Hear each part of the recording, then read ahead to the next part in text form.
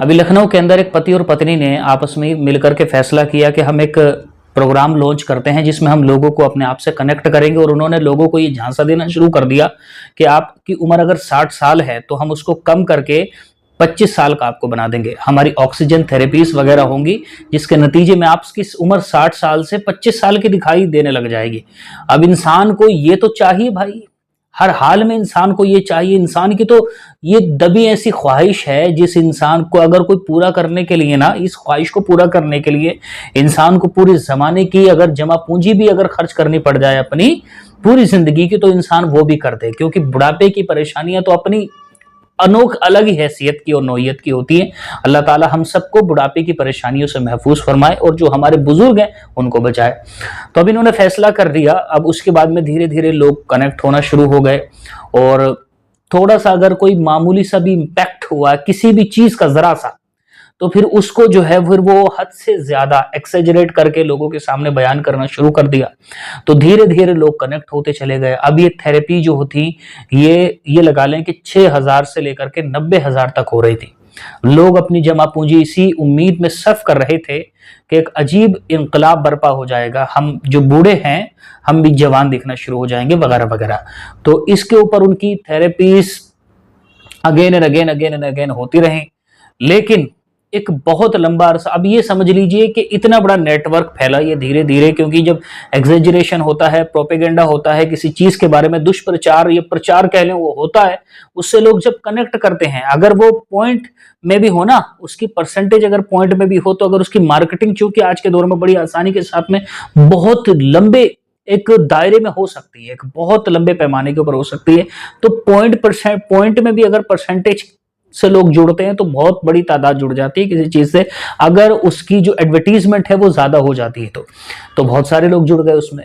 तो अब उसके अंदर जुड़ने वाले इतने लोग हुए और फिर उसकी थेरेपीज तो कोई मामूली थी नहीं, तो उसमें बहुत अच्छी खासी तादाद में वो लोगों ने थेरेपीज वगैरह करवाई। तो 35 करोड़ रुपए की तकरीबन थेरेपीज वगैरह हो गई। बाद में जो है वो सामने आया है मामला।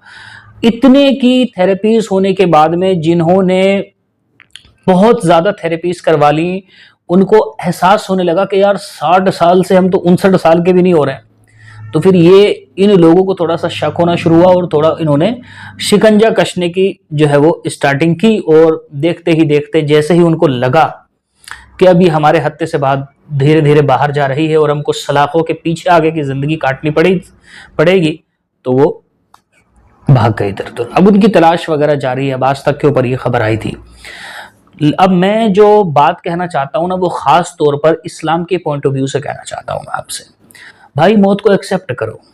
बुढ़ापा एक ऐसी चीज है, अगर हम रिवायतें पढ़ते हैं ना, बहुत सारी रिवायतें, तो उन रिवायतों के अंदर अल्लाह के रसूल सल्लल्लाहु अलैहि वसल्लम ने मिसवाक को, किसी रिवायत में शहद को, किसी रिवायत में कलौंजी को, किसी रिवायत में खजूर को, तकरीबन हर मरस का इलाज फरमाया है कि ये चीजें जो है वो हर मरस का इलाज है, सिवाय एक जगह पर मौत कह दिया, कहीं पर बुढ़ापा कह दिया। तो इन हदीस को पढ़ने के बाद में एहसास होता है कि इंसान को लगने वाला ये जो बुढ़ापा है, एक ऐसे डिसीज कह लें इसको, ये इंसान के लिए ऊपर आने छाने वाला एक ऐसा पीरियड है कि जिसको खत्म नहीं किया जा सकता। बुढ़ापा खत्म नहीं हो सकता। जैसे इंसान की मौत को कभी ना टाला जा सकेगा। कभी ऐसा नहीं होगा कि इंसान के ऊपर अब मौत तारी नहीं हुई, इंसान ने कुछ ऐसा बना के तैयार कर लिया कि अब इंसान मरेगा नहीं, ऐसा कभी भी नहीं होगा, कभी भी नहीं। क्योंकि कुरान मजीद में कुल्लू नफ्सिन जायकातुल मौत का हुक्म है, यानी हर नफ्स मौत का जायका जरूर चखेगी। तो इंसान को कभी भी अल्लाह तबारक व तआला ये कुदरत देगा नहीं कि इंसान कुछ ऐसा क्रिएट कर सके जिससे इंसान हमेशा के लिए जिंदा रह सके।